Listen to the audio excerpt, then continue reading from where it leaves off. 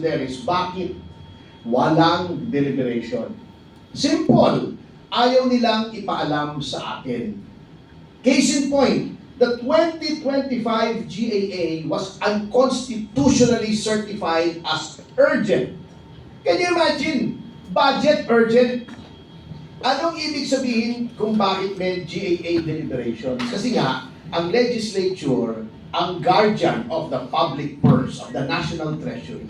Kaya dapat yan, binubusisi lahat. Tama yung sinabi ni Chairman Cardema. Binubusisi yan. Bakit ganito? Bakit gano'n? Ito bang agency na to? Nagamit mo ba yung binigay namin sa'yo? Hindi mo pala nagamit? Bakit ka namin bibigyan ulit? Etong binigay namin sa'yo, bakit dito mo ginamit sa ibang purpose? Dapat makastigo ka, etc. Can you imagine that 2025 GAA was certified as urgent? What does certification of urgency mean? It means that you dispense with the reading, the first, second, and third readings on 3 separate days. Meaning to say, isang araw lang, pwede mo nang i-approve yung pending legislation. Anong purpose ng certification of urgency? Nagkakagulo. Di ba? Pag di-declare ka ng national emergency by law, urgent yun. Lumindol. Nagkaroon ng dabiguan, wag naman. Kailangan ipasa itong supplemental budget in 1 day. Ang daming natabunan, ang daming nagugutom ng tubig, walang kuryente, 1 day. Pero budget, urgent. Di ba kinall out nga si Pangulong Marcos ni Justice Lloren in his separate opinion? It is unconstitutional because you do not use a certificate of urgency on the budget which is supposed to be subjected to the longest debate. Kasi unang-una, yan ang budget ng bayan. Pangalawa, isang taon a-applyan. At number 3, billion, trillion pa nga ang involved. So, bakit maraming cash? Iniipit nila yung cash. Bakit walang public deliberation? Napilitan lang sila. Eto, kung napapansin nyo, napilitan lang sila sa BICAM. Pero kung napapansin nyo, sino ba nanood doon sa BICAM? Nagtiyaga. Nagtiyaga ako Mag-a-adjourn sila. Bago magpupulong-pulong sila ron, magkukumpul-kumpul sila sa isang lugar. Hindi rin natin alam kung anong pinag-uusapan. Bago mag-re-resume, meron ng desisyon. Wala rin. Ila-livestream pa nila. Walang iniwan yun doon sa ICI Merong guidelines for live streaming, pero umpisa nung na-create yung ICI noong September, itong taong ito, ilan ang ni-live stream na hearing? Isa! Exactly 1 hearing. Yun ang nangyari sa ICI. Pinaglolo ko tayo. Public daw, live stream, pero recess, private consultation doon sa bandang likod, kitang-kita naman nawawala sila nandun yung screen, hindi nawawala yung live feed, pero walang laman itong mga mesa, nandun sila sa likod. Then pagbalik nila, ayos na. Meron ng usapan, anong klase yun? How that decision has arrived that hindi rin natin alam. So, ginagago lang po tayo. Kunwari transparent. Oo, kunyari, parang ICI na, lahat kunyari lang, puro dapat talaga ang palitan na yung, di ba meron silang parang steam, yung may bagong buha, di ba?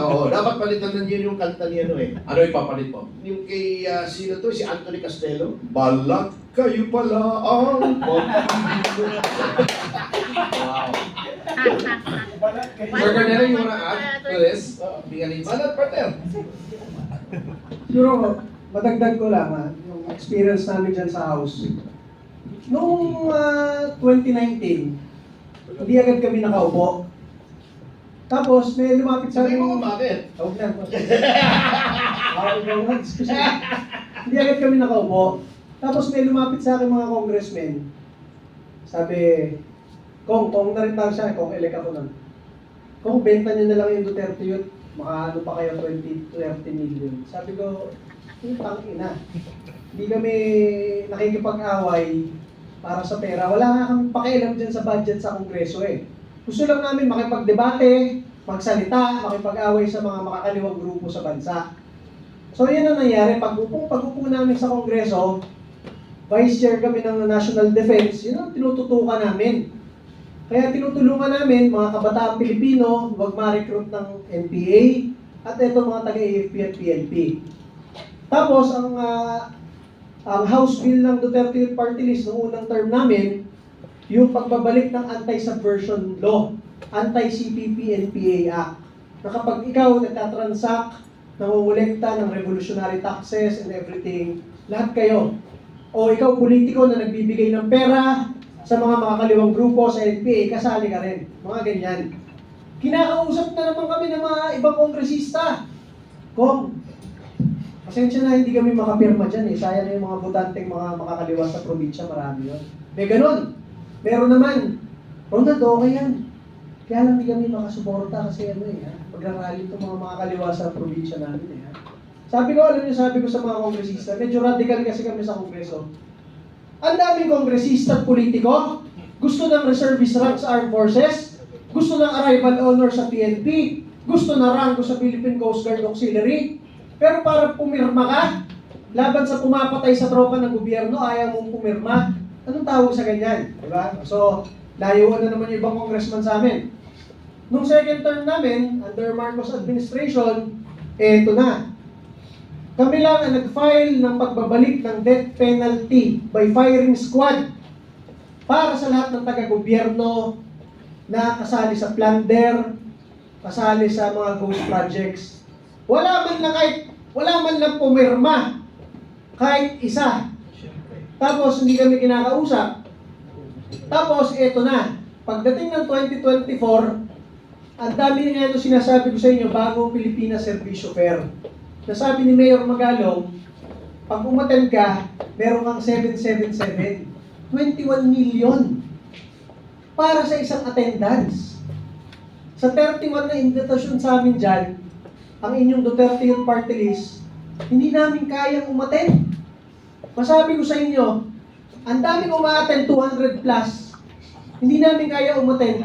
Tuwing magpapadala ng invitation ng Office of the Speaker, pino-forward ko kay Congressman Pulong Duterte at kay Vice President Sara Duterte. Sabi ko, ma'am, hindi kami attend sa ganito ah. Minsan nag-invite sa Davao pa. Davao City pa mismo. Sabi ko, ma'am, sorry, hindi kami attend kahit Davao City to. Alam ko namang sa kabilang side to. So, ganyan ang nangyayari. Kahit nung mismong Quadcom hearing ni Pangulong Rodrigo Duterte, 14 hours mula 10 a.m. hanggang 12 midnight, Duterte Youth Party List.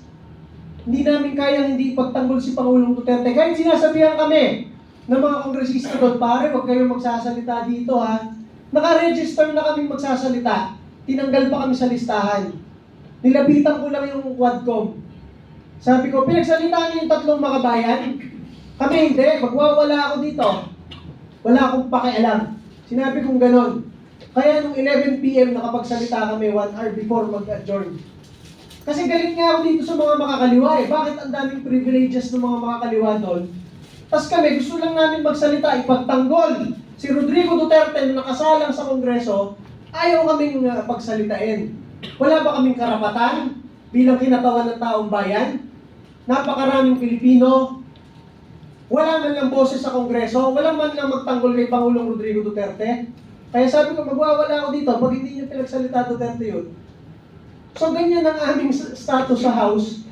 Hindi kami nakikialam dyan sa mga kaperahan sa House, medyo outsider kami. Hindi kami umaattend sa bigayan ng kahit ano dyan. Kahit sabihin na, Kong, meron nga lumapit sa akin, Kong, nakaano na ako. 300 million na. Meron isa, naka 600 million, nakaka-attend lang. Duterte Youth Party List ninyo, masabi ko sa inyo, kahit piso, wala. At masabi ko sa inyo, eto sa Pilipinas, sa Pilipinas, pupunta ako sa barangay, pupunta ako sa isang bayan, pupunta ako sa isang probinsya. Tapos ang sasabihin ng mga politikong kausap ko, pare mag-e-eleksyon na dito, 500, 1,000 ang bayad sa kada botante. Kailangan nyo yan para manalo. Tangin na ako, iinom na naman ako ng Losartan. Yung Losartan sa hybrid yun. Sabi ko, ina. Bakit ganito yung mga sinasabi sa akin ng mga barangay chairman, mayor, gobernador na pinupuntahan namin? Dito na lang daw mag-invest sa probinsya nila. Akala ko pag sinabi mag-invest, magdala ng mga foreigner, o mga negosyante para mag-invest ng negosyo. Ibig sabihin pala, mag-invest yung party list nyo dito na kayo bumili ng boto. Putang na! Masabi ko sa inyo, ang Duterte yung party list ninyo, nanalo ng halos 2.5 na milyon na boto ng mga Pilipino, kahit isa doon, wala man lang binili, kahit piso. Ibig sabihin, ang mandato ng inyong Duterte Youth Party List nakakuha ng 2.5 milyon na boto dahil sa paniniwala sa aming pakikipagdebate at pagsasalita para sa taong bayan. Isipin ninyo, ang Armed Forces of the Philippines at Philippine National Police, Commander-in-Chief nila si Bongbong, pero sa 150 na party list, ang number 1 sa AFP at PNP ngayong taon na ito, Duterte Youth Party List. Sinasaluduhan mo yung Commander-in-Chief mo, pero ang ibinoto mo, yung kaisa-isang party list na naghain ng impeachment para matanggal ang Commander-in-Chief mo. Ganun ang sentimiento ng ating mga pulis, sundalo, mga OFWs buong mundo.